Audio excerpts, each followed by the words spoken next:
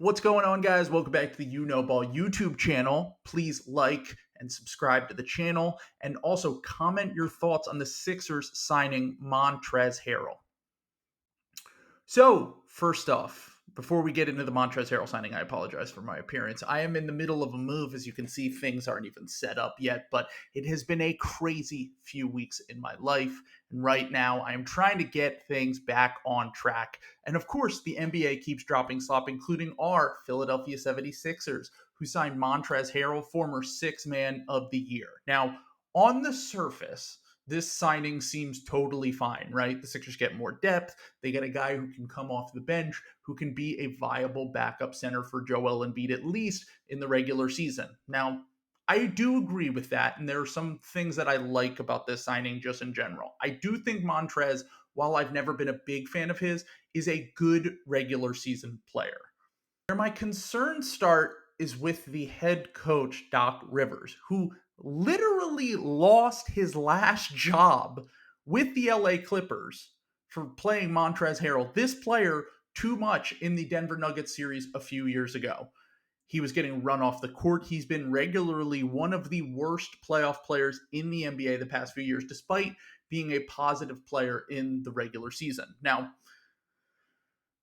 it is a Doc issue. It's not necessarily a Montrezl Harrell issue. It's not even necessarily a James Harden issue. Apparently, he recruited him, or a Daryl Morey issue. It is a Doc Rivers issue. But Doc Rivers is our coach. And what we learned last year with DeAndre Jordan is if you give him his guys, he's going to play his guys. He's done this his entire career. He will literally lose his job to play his guys. And that's why, on the whole, I'm not a huge fan of this signing.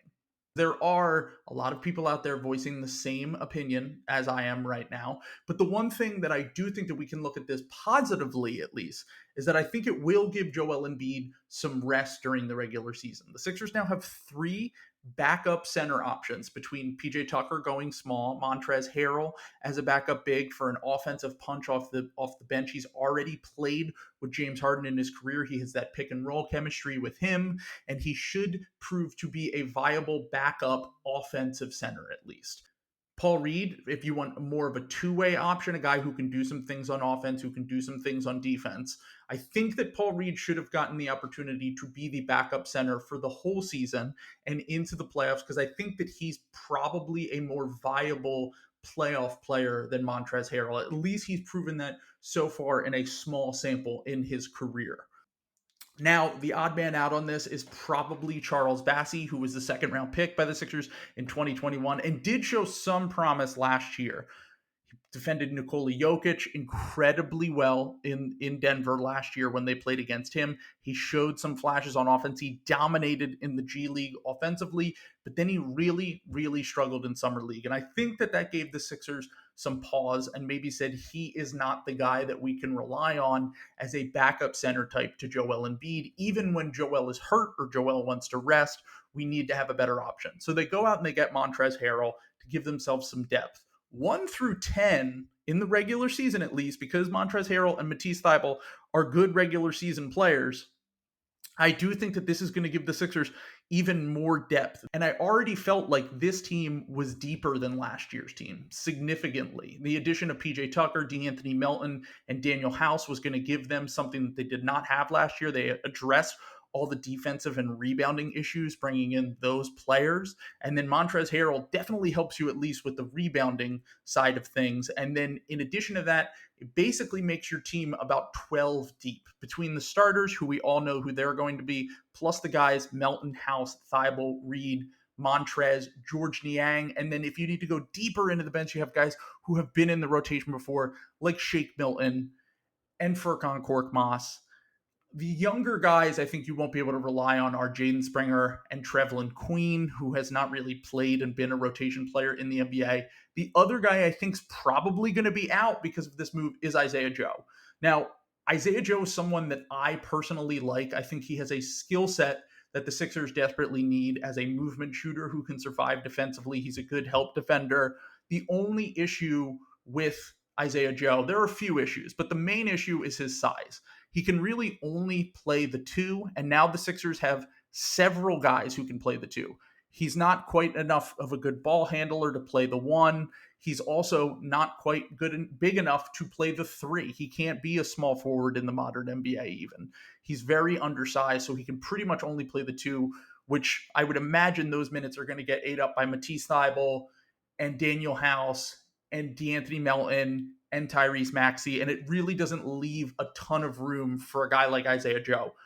Once again, when we get to the playoffs, I would like to see them have a guy like Isaiah Joe who can just come in off the bench, hit some shots. But that's the other element of his game that he hasn't shown so far.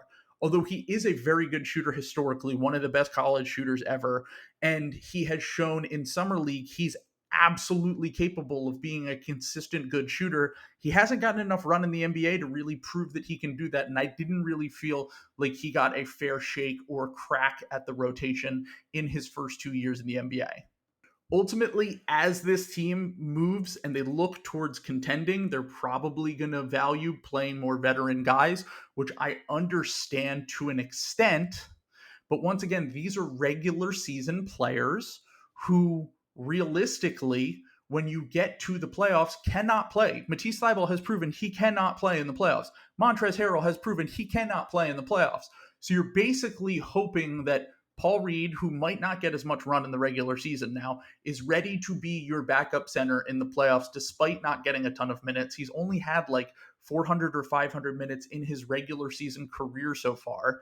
And then in addition to that, you also have to hope that Melton and House and those guys are just reliable players, because unless you make a trade midseason, which look, they might make a consolidation trade where they move out two of the young guys and another contract for one player. Who knows? The roster could look very different in a few weeks. It could look very different by the trade deadline or by the playoffs, even if they get a buyout guy. But there are a lot of question marks still with this team. But I do think in the regular season, they're going to be a very, very good team. Like, I'm talking like 55 wins, I'm thinking probably, maybe even more than that. I think getting over 60 wins is going to be a tall order for any team this year, just because the fact that the NBA is so deep. I think there's like 12 teams that could realistically win either conference, like 6 teams in the East, 6 teams in the West. Plus, even like the bottom feeder teams have some talent. Like there's really only 2 or 3 teams in the Jazz and the Spurs, and the Thunder are pretty talented even. But like those are really the only teams that are tanking and going for the 1 seed. So almost every single night you're going to have a challenge in the modern NBA. So I think they're probably going to end up being, I already thought they were going to be a top 3 seed. I wouldn't be shocked if they're the 1 seed after this move. Montrezl Harrell, for all of his struggles in the playoffs, almost his entire career has made his team better when he's on the court. Plus, you have the fact that you have Joel Embiid and James Harden and Tyrese Maxey. The offense is going to be extremely dynamic. They focused on getting perimeter defenders and rebounders to fill in the gaps around those offensive guys, and they're all capable. Melton, Tucker, they're capable offensive players. They're not stars by any means, but they know their role. They're going to shoot open threes. They're going to keep the ball moving, and they're going to be positives on that side of the court. At worst, they'll be neutral players. So overall, I feel like the Sixers are a much better, deeper team for the regular season. But my biggest criticism of Daryl Morey and analytics in general is the fact that it takes this massive regular season sample size, which you can pull from. And that is true, but it ignores the smaller sample sizes that you see in the playoffs, and you cannot take from that. And that is true as well.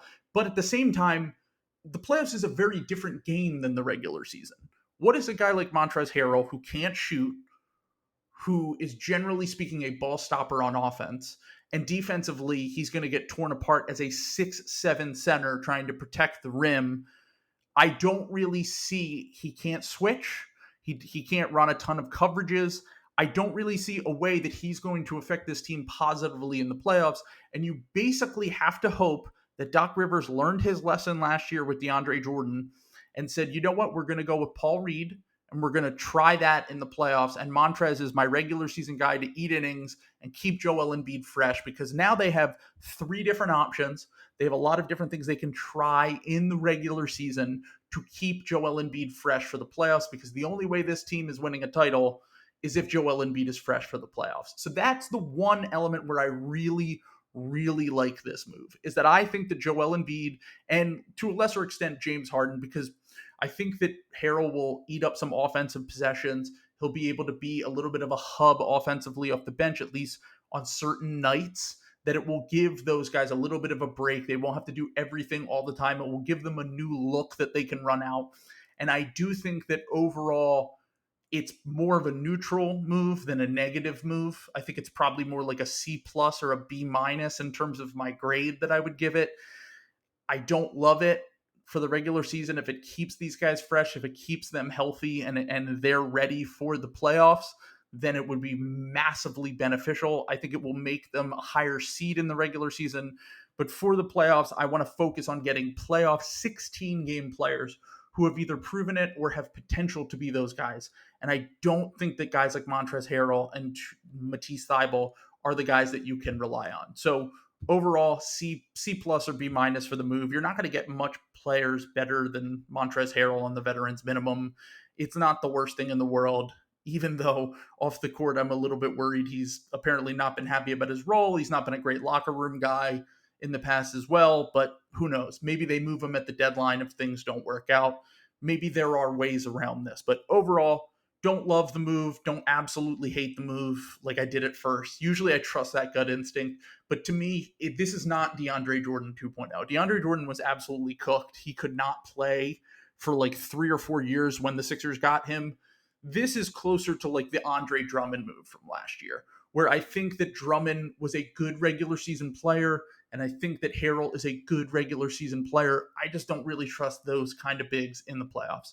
So we're going to see. But once again, like, comment your thoughts, subscribe to the page. We got a lot of stuff coming up on this page and a lot of fun announcements for the new season coming up. So appreciate your support as always, and thank you.